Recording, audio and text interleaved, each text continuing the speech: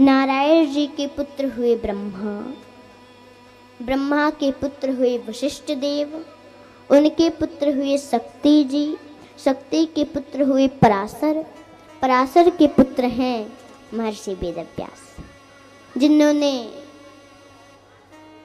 क्षत्रह पुराण की रचना की।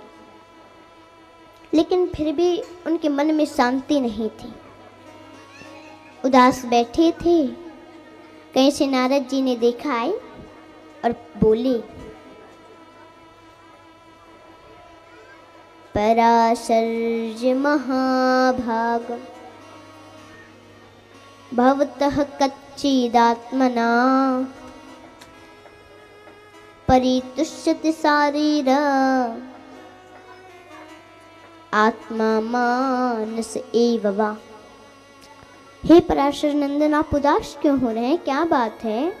नारद जी ने पूछा। आप तो 17 पुराण की रचना की है आपने, लेकिन आपने भगवान के निर्मल यश का गान नहीं किया। श्रीमद् भागवत की रचना करें और सुनिए। संतों की कृपा से सब संभव है और आप तो खुद एक संत हैं। अहम पुरातीत भवे भवम मुने दास्यास्तु कस्याश्चन वेदवादिनां निरूपितो बालाक एव योगिनां शुश्रूषणे प्राविशी निर्विवक्षताम्। मैं अपनी कहानी बता रहा हूँ, दूसरे की नहीं। मैं एक वेदवादी ब्राह्मणों की एक दासी का लड़का था।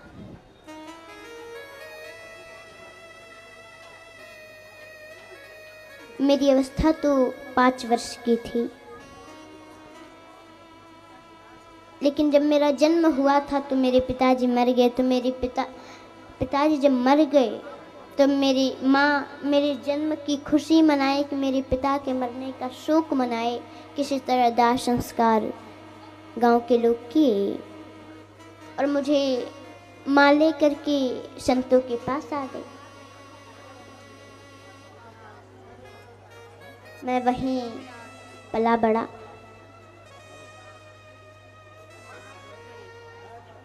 जब मैं 5 वर्ष का था, मुझे बैराग्य आ रहा था।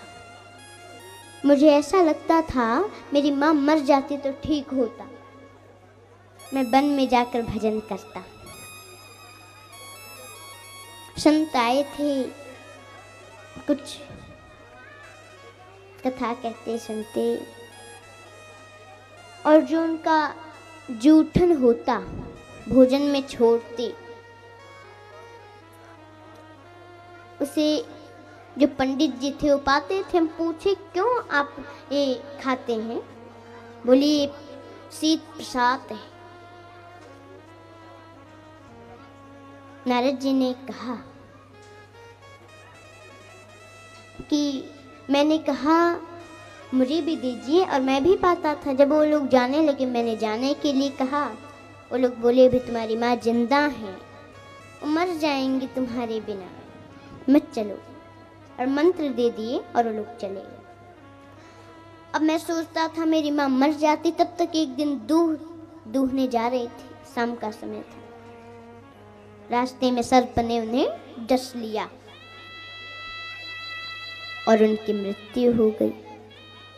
दाह संस्कार किया गया और फिर मैं वन में चला गया और जो मंत्र मिला था संतों से उसका जप करने लगा।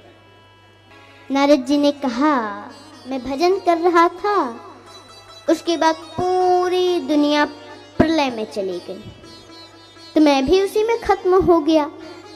फिर संतों के आशीर्वाद से, संतों की कृपा से मैं ब्रह्मा पुत्र नारद हुआ, और ये सब संतों की कृपा से ही हुआ। इसलिए आप भागवत लिखें,